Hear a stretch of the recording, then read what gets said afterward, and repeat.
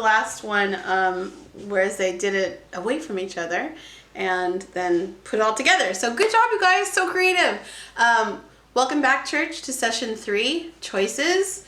There it is. I tried to put it up so no one gets confused. So welcome back to the Change of Heart studio. Crystal's here with us. You probably saw her. I made her dance because I figured you'd be excited to see a new face.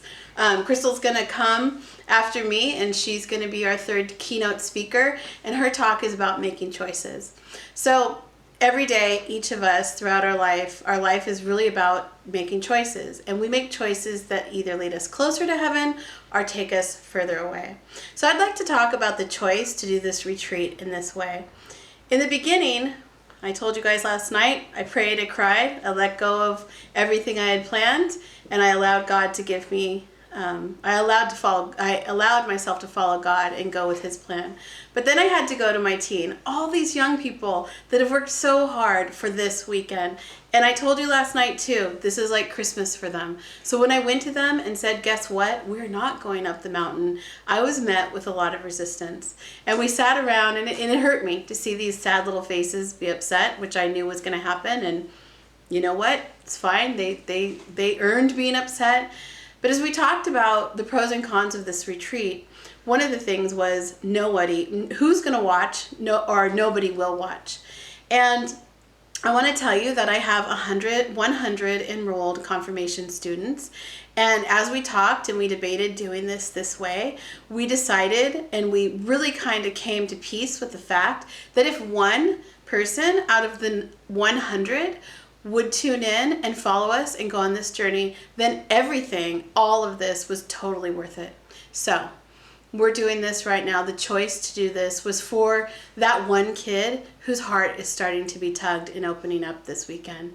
For that one kid who prayed last night for their relatives who have died. For the one kid who this afternoon wrote their sins on a piece of paper, gathered with their parents, and the heart was humbled and filled with compassion as they watched their parents burn their sins. We're here for that one kid who wants to keep on trying to be a saint. And the one kid who said a prayer today for their enemies. And the kid who's at home right now making this journey by themselves. We are here for you. We did this just for you. And maybe also that one kid who feels alone, ashamed, or unworthy of God's love. This is for you. I want to just read you something really quick. The parable of the lost sheep. I'm just going to read a couple sentences. It talks about Jesus, the good shepherd, going for that one lost sheep out of the 100. And I'm going to tell you what it says real quick.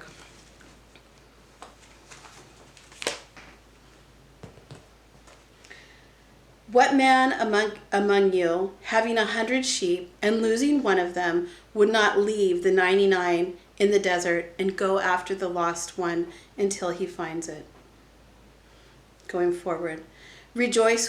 After he finds the sheep. He says, rejoice with me because I have found my lost sheep. I tell you in the same way that there will be more joy in heaven over one sinner who repents than over 99 righteous people who have no need of repentance. Jesus would have done it all for just one of us. So every one of you are worth it. And I know there's at least one of you who is making this journey. And honestly, I think that one may even have a great family who's making this journey with them. Jesus talked about the saint, the sinner, and I want to remind you again that a saint is a sinner who keeps on trying. And the key is that keep on trying. You are called to sainthood, and it is not going to be an easy journey. When Crystal comes up here, I think she's going to talk to you about her saint. But we are, if we believe that love that God gives us does not need to be earned, but if we keep on trying and we let our heart open up and we start taking those steps of holiness, that's the road to becoming a saint. You don't have to do anything extraordinary other than just be who you are.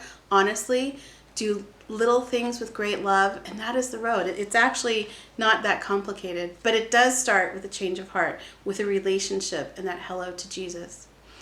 So I want to, before Crystal comes up, and Crystal, real quick, I've known Crystal since she was 15. She was one of my youth leaders. She's now a young adult leader. She's been in my life for 11 years. She's been a great blessing, and I'm really happy to have her. We are social distancing, and we hand sanitized and everything when she came in here. But I'm really excited for you guys to see her. So before Crystal comes up, I'm just going to ask everybody to take a moment and just quiet down. And I'm just going to have you visualize, go through like a visualization with me. It's super quick, so you don't have to worry about me going too long. So I'm going to give you a minute just to kind of relax yourself, maybe close your eyes and follow along with me. In your heart, there is a room that you have created and nurtured. This room is the space you have made to encounter Jesus. Go inside that room right now. As you walk around, look at all the details in the room. Look at the color that you painted the walls. Notice the light that is coming in the room. Look up and see how high the ceilings are. Now, find a comfortable seat in the room and sit down. Look around at the size of the room in your heart that you've created to start your relationship with Jesus. Now, I want you to look at everything in the room that you would like to show Jesus. Look at all your hopes that you have in your heart, all your dreams, your plans for the future. Look at everything you want Jesus to be a part of, your loves, your friendships, your ability to love and be compassionate. Now I want you to search your heart for the dark and hidden things that you have stowed away in there. The things that you will need to clean out to make way for the good things. Look around for the anger, the regret, the harsh words, stubbornness,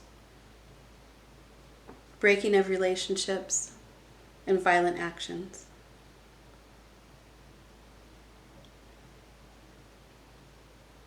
Now I want you to find the door in the room.